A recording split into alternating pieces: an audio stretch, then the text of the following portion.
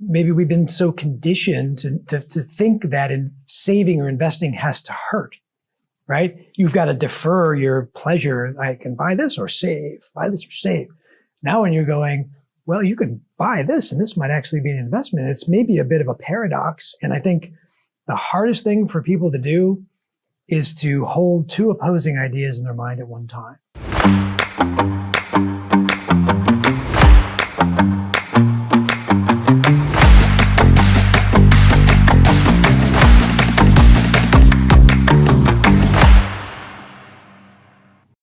When did we meet each other? Wasn't it like 10 years ago when we were in Atlanta at a meeting? Probably more than that. Yeah. FSC, we were since 98. And I think we've been working together for 8 or 10. At least, yeah. Yeah. So I've learned an awful lot from you. So one of the things that I've always wanted to ask you was, I mean, you're one of the most technically intelligent, market-savvy humans I've ever met. That's why I love working with you. But Eric, really seriously, how old were you when you told your parents that you wanted to be a CFA? I mean, that you were going to go and manage investment portfolios. I mean, did your dad smack you or something? Like, was he counting on you being a race car driver or something? You know, it was like manifest destiny. I mean, ever since. So I grew up in a small town, very small, in Connecticut. How small? Like, did it say welcome to on both sides of the sign? One stoplight. One stoplight. We just got a Starbucks like 10 years ago. That is small town. Yeah. You know, it's a typical small town. You maybe go to high school, maybe college, you start a family. But long story short, those tests used to take every year, the Iowa, whatever. Yeah. The scores kept coming back and they said, you know, I think you have a chance of getting into a boarding school. I'm like, what's that? But the minute we made the choice, or I made the choice to do that, it was like from that day forward, I was going to be an investment banker. So were your parents jumping at the chance to send you away? Were you a problem child or something? No, just the opposite. Like it was a hard decision for my parents. So not a hard decision. It was an easy one, but a hard financially. You know, both parents worked, had to sell the house actually to afford the boarding school I went to. So still, after all these years, I feel like I owe them for that. But, you know, that's the tipping point. So that one decision to go there led me to college. But along the entire way, I had an affinity for math and science, but less strict math and more spatial reasoning, puzzles. I was always good at puzzles. And so that, I think, is what led to the last minute pivot. I was going into investment banking up until about a month before I started working with John. Right. You actually graduated from Vanderbilt, right? I made one semester and then went somewhere else, right? But you went to Vanderbilt, right? Yes, sir. Yeah. Is that where you kind of refined and honed your skills? That's not exactly a economical school. It wasn't, but it. I would say actually the bulk of my education, believe it or not, came from the boarding school. Was 10 times harder than Vanderbilt. You're younger, you know, you're whatever it is, 14, learning how to, you know, be an adult already, school 6 days a week. And so, I mean, I took the economics track, but really everything I learned, I feel that's been useful has been either before or after college, to be honest. Vanderbilt's a great college, but I don't often find myself using a lot of the economic history. I mean, I know it helps when I weave yarns on stage about markets, but everything I do in the management of portfolios has come afterwards in the CMT and the CFA and kind of on the job training. So did having a penchant for mathematics help you get dates? It didn't work for me. I kind of leaned toward, you know, mathematics background and, you know, applying that to real world situations. And it just didn't work for me. I don't know why. You know, and it's kind of the anomalous scenario that I find myself in. A lot of the analysts and people that are really good at math don't tend to be good expressively or on stage. They tend to be just, you know, very more in themselves and analytical. But I kind of attribute the fact that I think maybe 125 or so of my 150 IQ points is wasted on film quotes, movie lines, music. Right. So trivia. Trivia. And so things that make conversations relatable and things I draw from, honestly, a lot. On stage in my presentations, you'll see me add a lot of humor. Yeah, well, what most people don't really know about you, I think, is that how funny you really are, right? You're very witty, and I've seen you in front of people, and you're probably the best I've ever seen at taking something very complex and breaking it down into literally emojis so that people can understand what you're talking to, right? When you come here and you're talking to our clients, we have the emoji add up the sum of your emojis, how many smileys minus how many frownies is how good the economy is going to be. So when you look at your biography, and you see all of those initials, CFA, CMT, CFP, give me a breakdown. What do those mean? Because I know it's not Cat Fanciers Association, which is commonly misapplied to you. It would actually be much cooler if it was. Yeah. Got the certificate on my wall. Yes, you do. I've seen it. Other than, 15 years of nights and weekends, it was a progression. And looking back, if I knew where I ultimately wanted to end up, I might have skipped a few of the steps. So I started with the CFP because I started off on the planning side. Certified Financial Planner. Yeah. And so that's kind of gives you in my estimation, it's kind of like the barrier to entry of planning, right? You get a broad brush of a lot of different topics, wide, not deep, but it's really good on the client relationship side. So I started there. The evolution, when I really leaned into my propensity for logic puzzles, that's kind of the market. It's really just pattern recognition. I use technical analysis a lot, but I did the CFA, which is Certified Financial Analyst, next, because as our portfolios began to grow, it's the gold standard, right? So you feel like someone had to have that on the wall. John wasn't going to do it, right? John Csenge, Csenge, my partner, because he's more on the planning side. So I said, well, let's go through this. It's a great table stakes. It's great to, have that background knowledge. But what I found, the more successful portfolio managers have blended that with technical analysis. So I'm also a chartered market technician. So there's maybe, 150,000 CFAs. There's only a couple thousand CMTs. Mm-hmm. And the crossover is obviously, the Venn diagram's a little bit less than that, probably 1,200. And so by kind of blending the two disciplines, and I'll even rewind that a bit, there was always this notion that you were one or the other. If you go back technical or behavioral. Yeah, 10 or 20 years ago, right. You're a fundamentalist or you're a technician. Mm-hmm. And never shall the two meet. And the more pragmatic investors in the market started to understand, well, wait, there's some good logic here, some good logic here. Right? The left hand tells us what something should be worth. The right tells us, what to buy, when to buy it, right? Because we understand now how much the behavioral aspect of the market plays into almost 100% on a short-term basis, right? Because, we know when you've got two topics, love and money, emotion and logic collide, emotion wins. No other scenario, but those two.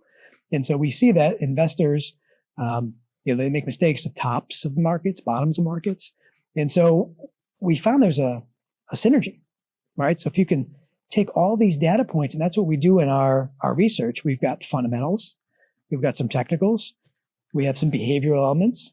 Well, we mesh them together, right? We synthesize it and figure out what does the weight of the evidence tell us about the market at any given time. And we are then proactive as opposed to reactive, right? A lot of times the mistake most people make in the markets is being reactive to it. Oh, news came out, let me do something. Sorry, it's like buying insurance when the tornado's just gone by. Right. So we look at the evidence and we try to be adaptive in a proactive fashion to risk level in the market. Yeah. You mentioned love and money, and that took me back a little bit. My father always used good country humor because he grew up in the country during the Depression. And he said, when money doesn't come in the door, love goes out the window. So you maybe have a flashback right there. But Eric, country wit and humor aside, when you're looking at the market, do you see yourself internally pulled one way or the other? Should I look at this versus the technicals, or is this some behavior going on here? You know, what do I put out when I talk to advisors and clients? Which way should I lean here? Because to me, that's always bugged me about which way I look. That's probably one of the most insightful questions I've ever got, because at the end of the day, even though I'm the one distilling the information, I'm also a person prone to the same behavioral heuristics. We're all wired incorrectly to be investors. And so the way that I self-actualize, and again, the last designation I didn't mention was the ABFP, as accredited behavioral finance professional. So again, deep diving in this subject, not just to use it in portfolios, but then to understand, am I succumbing to one of these, am I following the herd? Or there's something I'm doing that's not really logical or pragmatic. And so I put, I don't know what you want to call it, guardrails around myself and my team. And this just goes back to division of labor, right? So you're on the front lines, and you're working with the clients a lot. And so you're going to be inundated with a lot of the noise that they're getting. So you're capturing all that. So it's going to be hard for you as well to not feel that. Yeah, because it's coming right at us. Right. Yeah. So you can either lean into it and keep the client, or go against them and risk losing them. So if you'll notice, I don't spend a lot of time with end client, right? My clients are the us, top the advisors in the advisors. firm. Mm-hmm. And so that's a litmus test too, because I understand that you all are very well educated yourself, Lane Hess, one of the other members of our investment committee, in these things. So if there's been enough, the stone cutter, right? It's the last one that finally breaks it. Right. If there's enough impact you've been taking that you finally mention it to me, even offhandedly, that's a great litmus test. It's broken through a lot of barriers. And I go, wow, if it's gotten to this point, we probably want to do the exact opposite thing. Because if you're asking me, I know you've been asked a million times. Right. Right. Yep. And so I've been shielded from it the most time to be logical. But then I can also use that information when it comes in, just like when you get a stock tip from your Uber driver. Yes. Right. Yeah. Which That's is the always peak. the one you should take. Yeah. Right. You mentioned that we are wired incorrectly to be investors. Let's unpack that a little bit. What do you mean? So there are, you can read volumes of work on the behavioral heuristics that we've all been documented. So, and not to weave back in. So our profession was founded but bedrocked in modern portfolio theory, which from the 70s won a Nobel Prize. And we've latched onto it, even though we know that there's been inefficiencies in the process.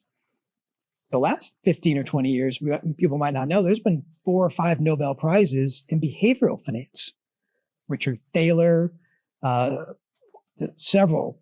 And Previously unheard of. right. That work was not recognized. It was like, let's pretend like that doesn't exist. Yeah. That's more psychology. Mhm. We're in finance. Right. Daniel Numbers. Kahneman, Numbers. Yeah. Thinking Fast and Slow, one of the best books I've ever read. My way of seeing that is investors get in the market when they shouldn't, and they get out when they shouldn't. Right. And so so through all that voluminous work, the behavioral heuristics that we've uncovered are things like herding. So if a lot of the people are doing this, they're following the crowd. Recency bias. So there's a tendency for, if things were good, you feel good, you can extrapolate that to the future. We also tend to look back with something called rosy retrospection, which The good old days. the good old days. And also when you're sitting, if you're looking to make a decision today about the future, it's really confusing. You're like, oh my God. Go forward 2 weeks, look back at something, and like, oh, it's so obvious that was going to happen. You've got this, this bravado about it. So there's a lot of, we can go on and on about it. But there's so many different things that are documented that we do, even at, it's misquoted. The crowd is almost always right, except at inflection points, right? So very market tops, Then they are always wrong. and they're always wrong. So at the worst, absolute worst time. Right. So Talk about biases. Is there enough out there now to document political bias? I know you've issued some white papers recently about it's the market, people. It's not your politics, right? Yeah, that's another good question. And I weave that into every president. When we're always in some part of the presidential cycle, there's always something going on, no matter who's, in charge at the time. Or it's the midterms. And there's the question always comes up, so I always get out in front of it at every update. And we've looked at the data, and if you what I like to do is just take it to extremes. All right, so if you only invested with the Republicans in power, if you were on a chart, your returns are here. Only when Democrats, your returns are here. If you were agnostic to politics, your returns are here, which means at any given time, the market and the economy are not the same thing. The market is forward-looking. And so it's distilling things that either are going to happen or have happened for the last 2 decades, right? So things like Fed moving interest rates, that takes years to filter through. So to say, oh, so-and-so came out on TV and did this today, the market went down. Probably not. Yeah. Right? There's no correlation there. Yeah. To stay consistent is not a noticeable improvement in returns. It was a geometric return difference in returns, right? Yes. So ignoring our political bias was very beneficial to the bank account. It was tantamount. Yes. Right. And so, yeah, I mean, that's a great point because we tend to get caught up in that.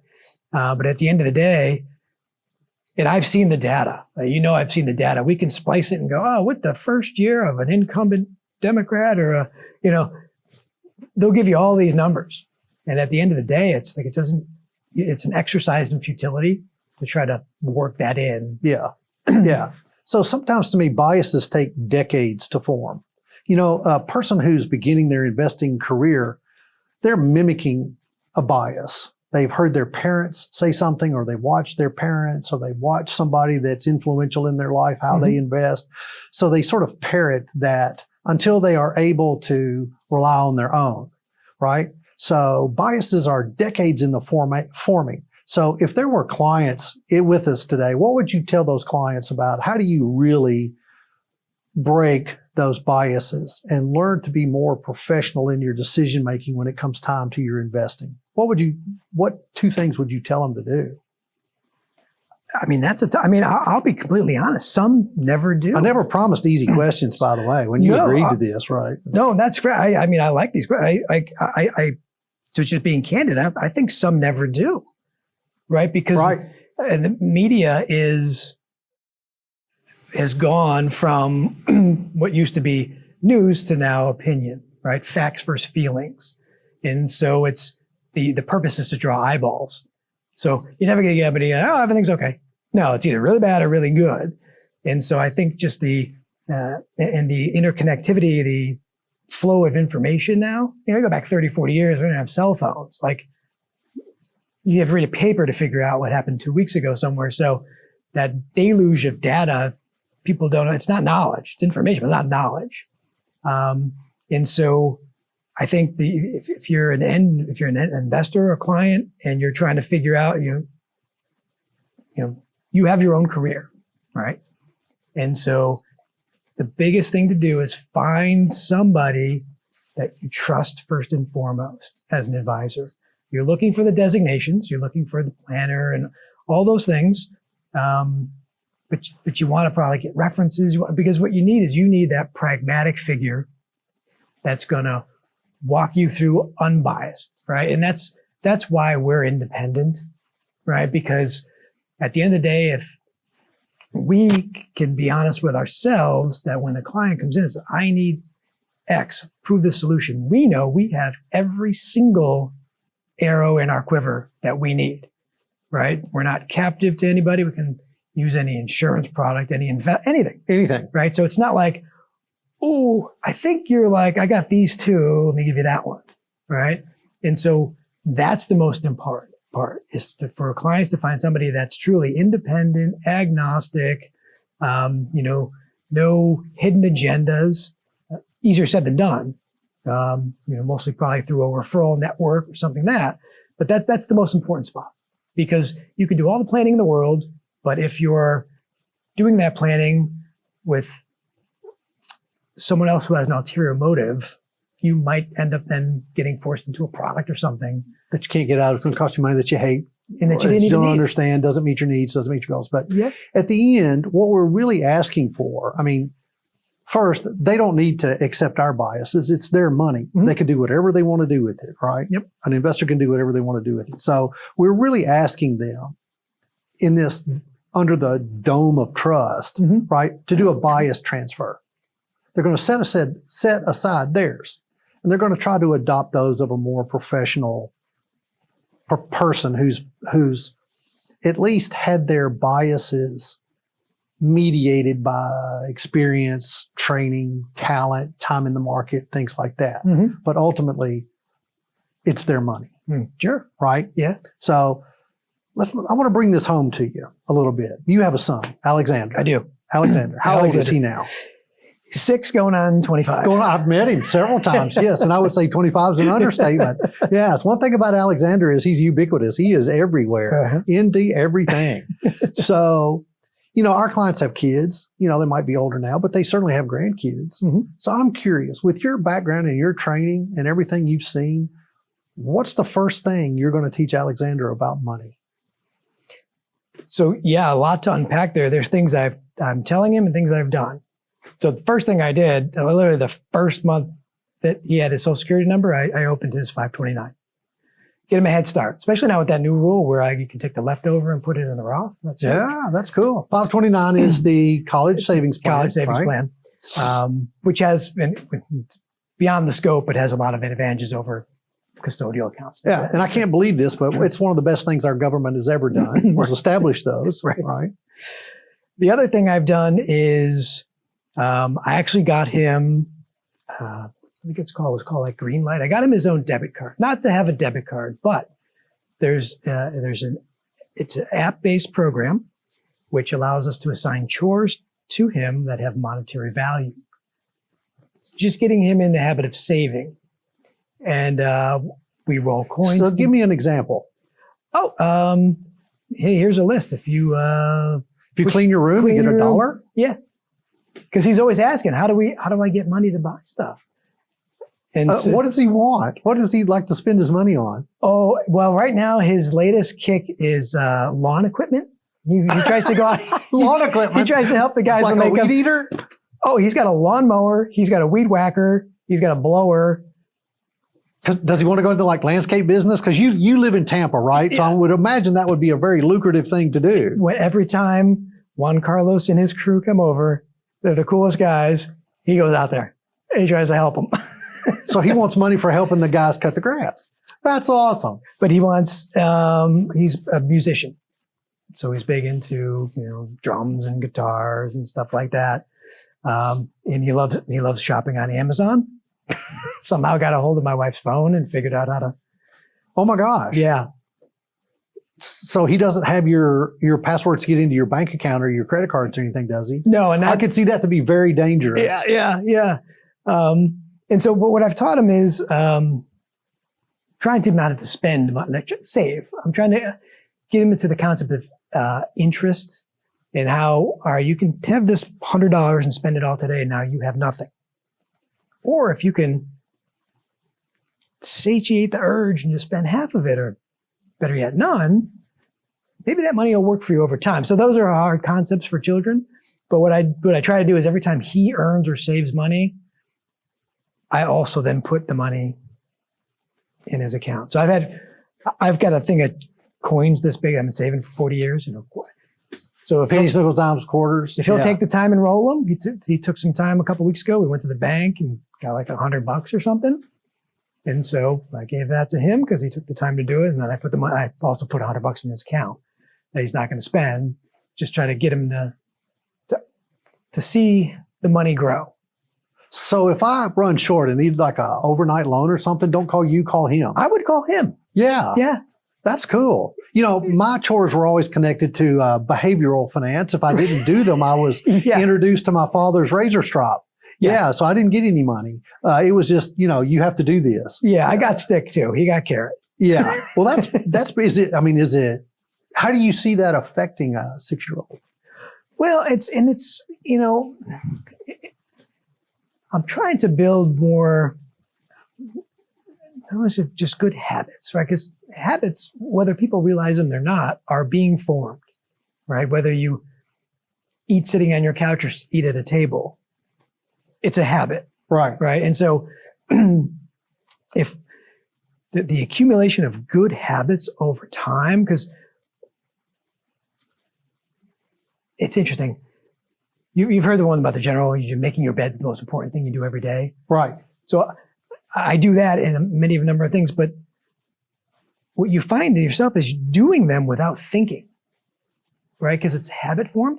And when you're doing all these things without thinking, it's also not really expending any energy. When you look at a list, I might get through noon and I'm almost sleepwalking through it, right? Because I'm doing all these things and it seems like you could be so much more productive.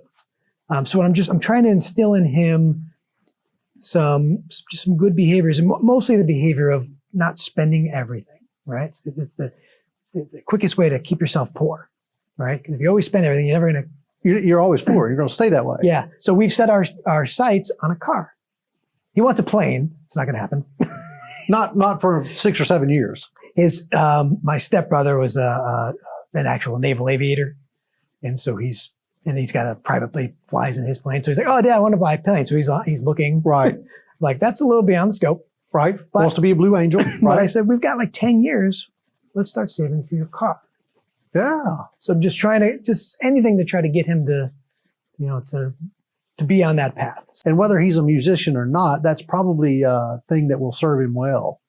By the way, do you lose sleep keeping up with the people's money? I mean, is that like being in the crosshairs or something? You're keeping up with people that keep up with money's money. Is that like you stay up night thinking about that? That whole organization is an intimidating kind of king of the hill kind of thing. I would think so. And that's sometimes you get imposter syndrome. Yeah, in those rooms. Yeah. On the board, I don't, because I've been on so many boards. But when you see the dais for like the Dubai summit we have next month. And they're like, "Do you want to speak there?" And I'm looking at them like, these are like legends up here. I'm like, I don't know that I want to go up and follow anyone. I know them now, but I don't know. I just sit over here. Yeah, because right now you're popular at cocktail parties. Otherwise, if you make a mistake, you might not be. Very right? much. Well, and that's the thing. So I was given. They have relationships with mostly CNBC, a lot of TV stations who. When they're looking for experts, they'll actually reach out and on our executive director kind of blesses. And so there was some assignments came up covering, Dubai, CNBC Arabia. And so I was like, sure. Give us a little recap. What'd you talk about? Yeah. Well, it has to be a recap because it's retranslated into Arabic. And I actually find this weird sense of solace in that, because other than most of the people in that country, no one really knows what I'm saying here. So I'm getting reps in on TV. Right. And maybe people can't exactly fact check me unless they're going to translate it. Unless they translate it in Arabic? Yeah. So we touched on, I've been extremely lucky with the timing. It's been almost like 4 to 6 weeks apart the last 4 times I've been on. I was on right before the last market peak, and we talked about that then. This time we talked about similar things, right? So we're seeing, a market that's raging higher again, but it's very narrow. It's not even the Mag 7. It's like the Mag 2 or 3. So we were seeing divergences. We talked a lot about Jackson Hole and, how Powell had been put in a tough spot. Mostly because people don't understand what the Fed's mandate is. Dual mandate, employment, price level. And in the document, which nobody really knows, it states that they will work on whichever of the two is further deviated, right? So you got employment. I get it. The market's bent, but not broken. But we're close to full employment, right? We're in the 4Z number. Inflation's over 3, way away from the 2. Right. So on paper, he should be considering raising rates, right? Obviously, there's been pressure. He'll probably, acquiesce to 25 basis points in September because I don't think it means a lot. But his speech, for as tough as the spot as he was in, I would equate it to a Rorschach test. Because anybody who read it can read whatever they wanted into it. Right. And his language was so good, like this may require a change in stance. He said nothing. Right. Well, I think, isn't that the first criteria of being head of the Fed, is to say things that sound very impressive, but lead you to conclude zero? Yep. Right. Obtuse, opacity. No things. Waves, no nothing. Mm-hmm. And it's also been my observation that they pick very nice places to go and do their work, like Jackson Hole, Yeah, that's a Wyoming. terrible spot. Yeah. That is a terrible spot to have to go to do all this work. But one thing you said that may not be apparent to omnibus investor is how different 3% inflation is from 2%. Mm-hmm. I mean, it doesn't sound like a big deal, but it is. Mm-hmm. Why is that?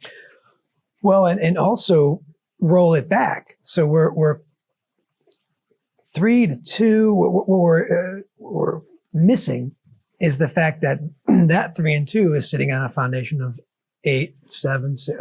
So this isn't deflation. This is a deceleration in the rate of inflation.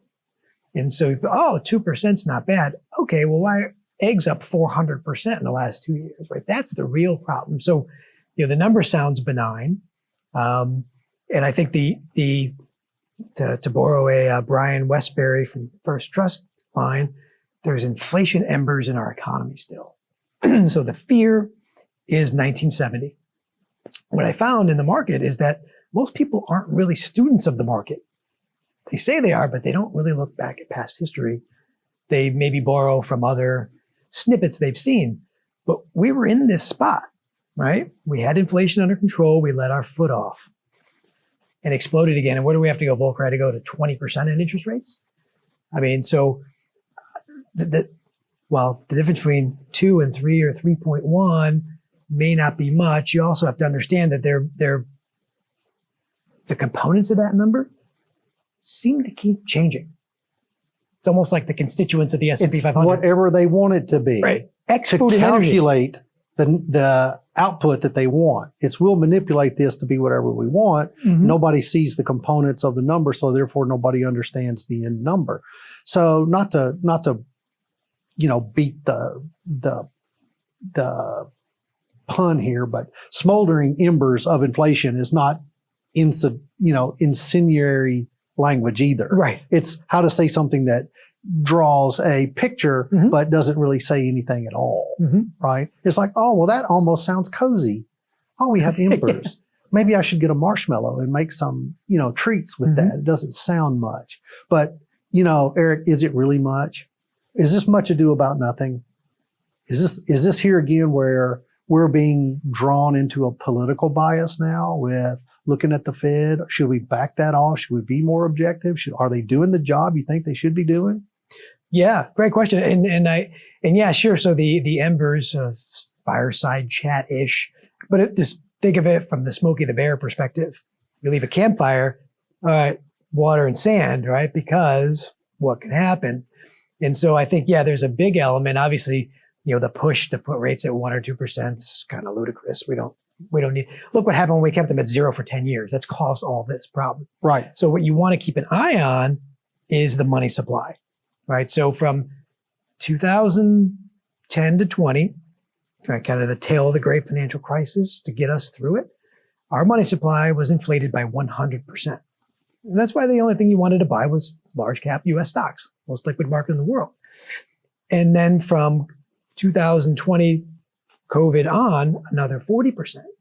So all the pain that we've gone through really only had put a dent in that, right?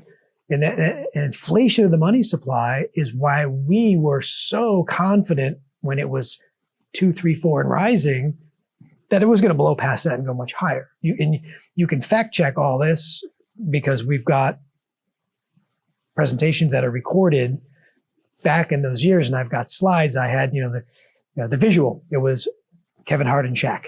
They're telling you it's this. I'm telling you it's that. Right. Right. And I knew it to be a fact because I like irrefutable laws like supply and demand. And inflation is caused by too many dollars chasing too few goods. Period. We can spin around it all you want. Yeah. So when the money supply is there, the market is going up, asset pricing goes up, you get inflation. So we curled, like, if you imagine this big line, we curled like this much with the tightening we just had. We've already been doing stealth easing. We've been buying stuff on them. We're just not saying it, right?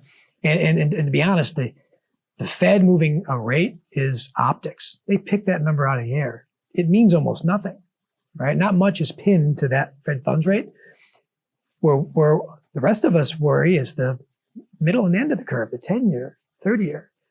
If you've noticed, when the rhetoric is getting out there, or maybe data point comes out that says maybe they can start to ease, what happens to the long end of the curve? It goes up, right?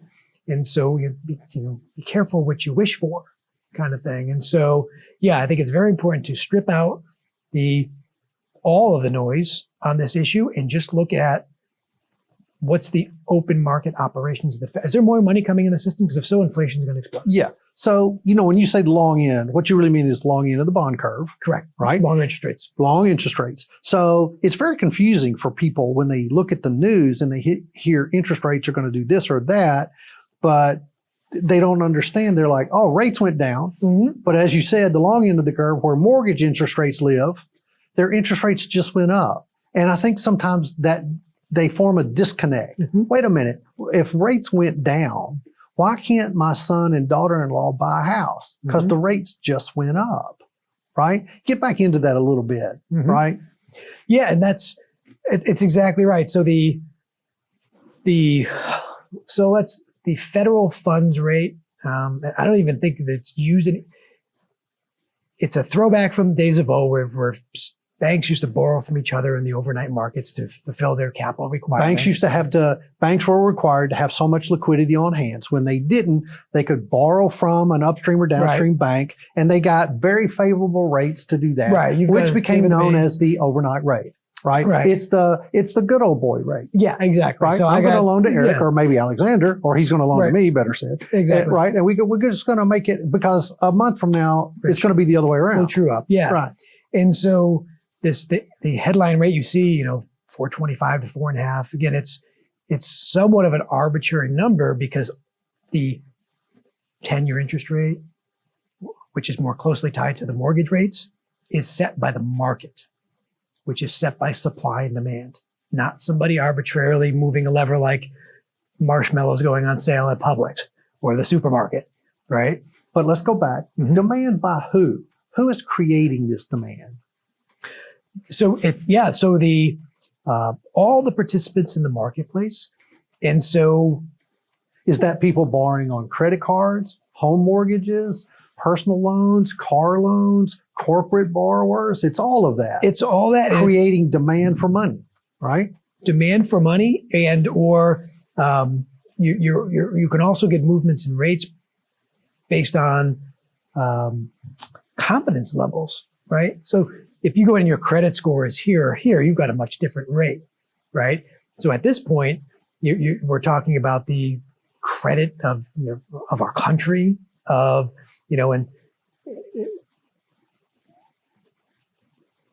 the banks have, their business is to what? Borrow short, lend long. And so, there's always demand in the marketplace. We know right now people are extended on the buy now, pay later, credit card delinquencies. Credit card debt is at record highs. Right. And previously, when we saw record highs, what happened?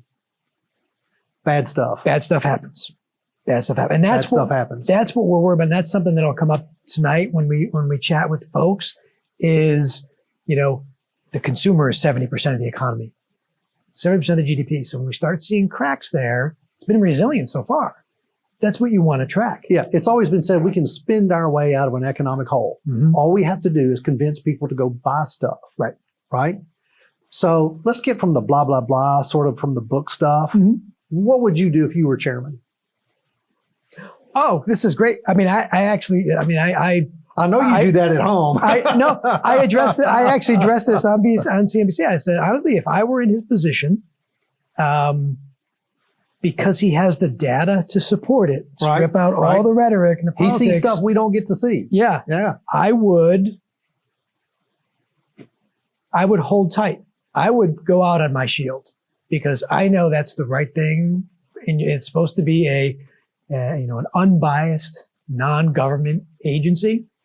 And sure, I can see maybe it's already baked in 25 basis points by the market. Right. He could do that. That'd be fine too. But I would include language to say, something to the effect of, I'm much more concerned about the reignition of inflation than I am about the strength of the job market, which is still pretty good. Agreed. And the fact that our economy is still so strong that even if we forced a slight recession, it will be a small one in most estimations. Right. Yep. Which might be more cleansing than, continuing on this one path. The further we go up this mountain, the harder the fall is going to be. The reckoning. Agree. So one last thing before we leave this. So I agree with you. So I think that by holding his discipline, right, even though he got sort of pulled out and embarrassed about his cost overruns on his building, and he probably paid way too much for his new chair. But, I think the market responded very positively to him holding his discipline, right, and not adjusting the rates and giving everybody a little bit of a break. So I think that's what fueled it. So now let's get out of all that technical stuff. Let's swing back over to the behavioral side. Okay. Recently, we talked on our podcast with Franklin Sanders, who's one of the most knowledgeable human beings on the gold and precious metals market ever. So Franklin has been a gold bug for a long time, right? So let's talk behavioral, right? When markets get shaky, people go to gold. There's gold commercials on airwaves everywhere. Eric, what do you think about gold? How do you treat gold? Do you buy it personally? I know we do some hedging with it, but what about you? What's your take on gold? It's that's talking about behavioral investing. I mean, that's a really good, because I don't know if it's made its way to you here, but starting about a year ago, they were selling coins in Costco, which is like Sam's Club equivalent. To Costco as much as I would like, but I didn't know they had gold coins there. That's why I heard they were selling them there. And I'm like, well, that would make me think we've jumped the shark. Right. But there's been a lot of studies, and he probably knows this much better than me, but we've tried to correlate the movement in gold to the dollar, to uncertainty, to interest rates. Right? There's a lot of different theories on when it's more profitable or, when people want to hold gold. But at the end of the day, it is truly one of the very few non-correlated assets. And it really seems to most closely be correlated to the inverse of volatility, right? So when uncertainty is high, people run to gold. The dollar used to be in that category, but I think we're seeing it now. The dollar has had a very tough year. And if we're going to cut rates, it's only going to get worse, which seems to be part of the political agenda. To digress, but gold picked up on our radar a couple of years ago. And sure, we bought it for portfolios, not just for hedging, but for diversification. And I also I try to get out of the box of thinking as certain things as such, right? And stocks do this and bonds do this. Well, in certain environments, bonds do way better than stocks. So I just look at, I got risk capital. Where do I want to put that money? And so precious metals have been a good spot. I actually do. I mean, I think we talked about this a couple of years ago. I actually do have some physical myself. And per your suggestion, which I thought was brilliant, I found ounces that are pre-scored into tenths. The little coins. So, yes. it's a bar, 1 ounce bar. Okay, so you can break into 1/10 off. Yeah, which Beautiful. Then if you think about it, all right, it's a couple $100 because what's a $3,000 thing in an Right. emergency? So just a part of me says, why not? Let's have some. I think that's a good idea. But we surely have it in portfolios, and I think it's not just a defensive hedge, to be honest. No, I think it is. Owning gold, especially U.S. minted coins, is really owning art. Mm-hmm. If you hold them in your hand, there's something very visceral about that. Something very emotional about holding what I think God said, this is money. This is what he meant, right? So I've always been a lifelong proponent of owning some gold. Mm-hmm. I have actually seen people, especially during the Great Recession, cash out and go 100% to gold. Mm-hmm. I'm not a proponent of that, nor would I be, cash out and go to 100% of anything. But gold has a certain appeal like no other, right? So I want to push the pendulum all the way, as far as I know how to do it, to behavior. Because that's the part of finance I find so fascinating, right? It's not the math, it's how humans behave. So why won't investors do more behavioral financing? Let me give you an example that I love. I collect cars, and I'm very fond of them, both as their visceral, emotional impact that they can have on us, the passion that they elicit to us. Daniel Crosby with Orion says, look at a piece of art, and that feeling that you have, that's passion, right? So I can look at a car that I love and have a lot of passion about that. And occasionally I will bring up to clients where it might fit their portfolios to say, when you were young, when you were a teenager, what car did you want? And they could say, oh my God, I wanted that 69 Judge GTO, right? Did you get it? No, I couldn't afford it. Can you afford it now? Yeah. Have you ever seen that car compared to the performance of the S&P over the last 15 years? It does very well, but yet they won't go there. They won't see that thing that is emotional, that is passionate for them as an asset, as an investment. I wonder why. You and I are both watch guys. We've seen what's happened in the watch market. It took off like a rocket, and it kind of cooled off like it's cooled off. It's cooled off like a lot. Yeah. But prices have still, on some watches, maintained pretty good values. There are a few things that you can buy and turn around and sell almost immediately for more because of scarcity or whatever. So what prevents somebody from investing in something that you can demonstrate the performance against paper investments? Yeah, but they're really hesitant to go, I don't know. Would it make you feel good? Oh, it'd make me feel great. But yet that's where the behavior stops. They kind of self-check. You know what I mean? Yeah.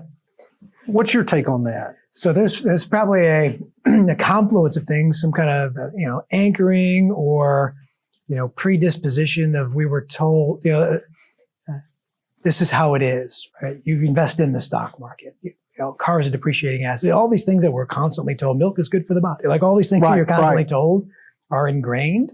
And so maybe we've been so conditioned to think that in saving or investing has to hurt, right? You've got to defer your pleasure. I can buy this or save, buy this or save.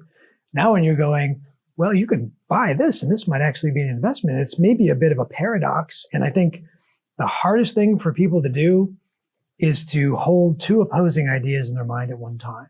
It's what it takes to be truly pragmatic and just open themselves up to the possibility.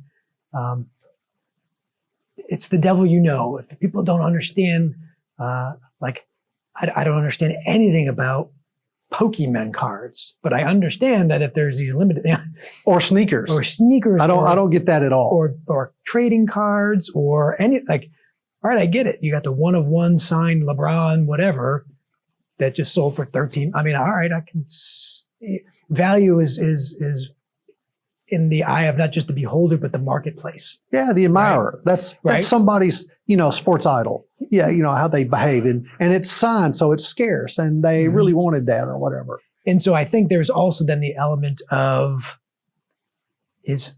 we know people are always going to be interested in the stock market. Feels safer. I can always unload my Apple. Is the market for sneakers going to turn against me like NFTs did? Right. You know what I mean? And I think if you do a little bit of research and understand, your market.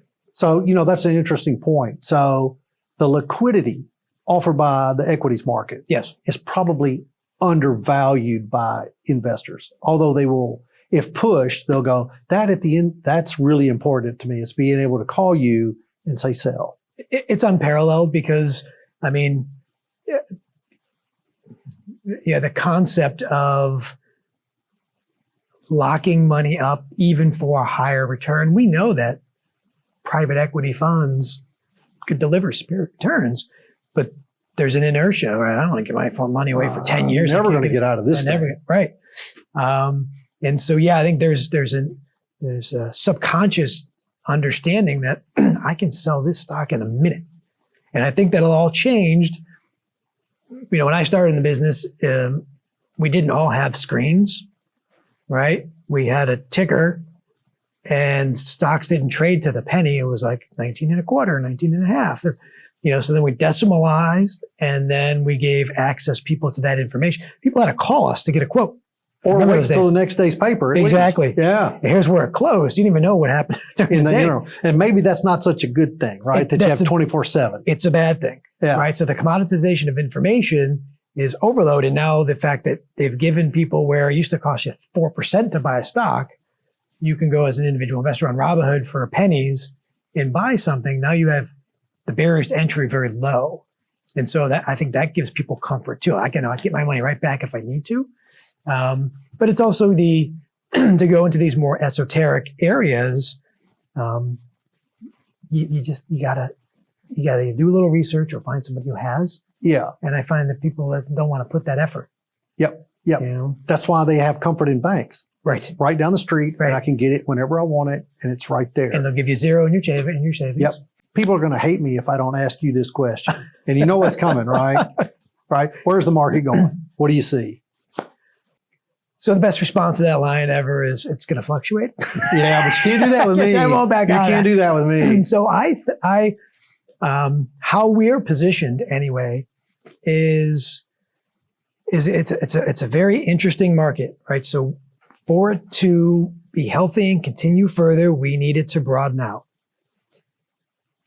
Broaden out? Broaden out, I mean, so for the last 4 or 5 years, the S&P 500, which you see commonly quoted on TV, has been up, but that is only basically 7 stocks. And actually, as of this morning, NVIDIA is 8% of the S&P, right? So you have a couple of stocks that could go up. We had 493 stocks that really didn't do anything for like the last 5 years. Right. And so now what you've got is you've got this really crowded trade, which means what? You know, we're hurting. Everyone's in the same spot. So when you try to go for the exit, it's going to get ugly. And so where is that?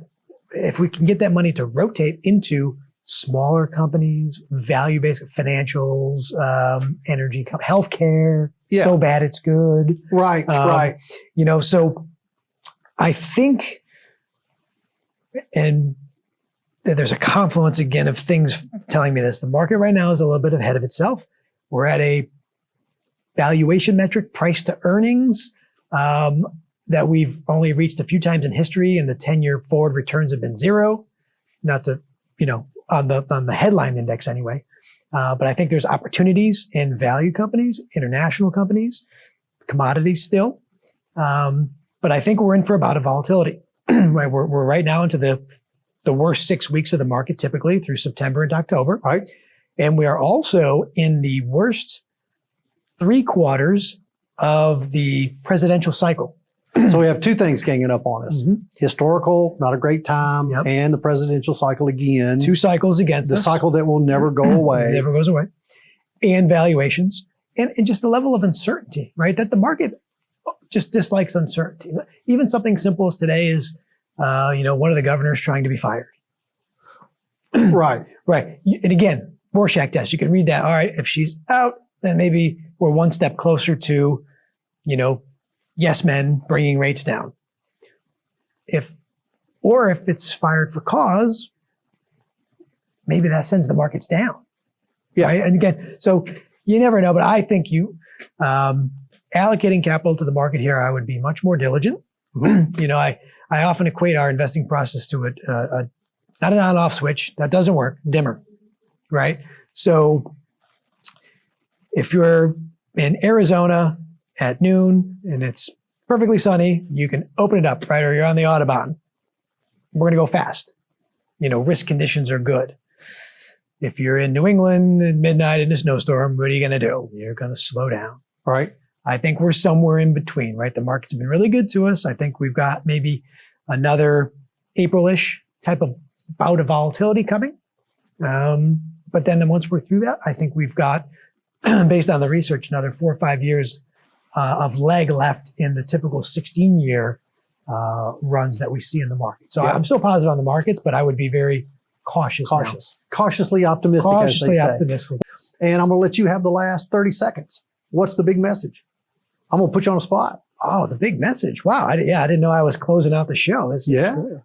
I will close it with, if you are in the market for one of those, agnostic advisors, I think the one sitting across from me checks all those boxes in terms of somebody's going to look, we're very much client advocates, evangelists. Right. And I am so proud of you. You did that totally unrehearsed. Well, it was $100. To Alexander, Eric, you're the best, brother. See you next time. All right.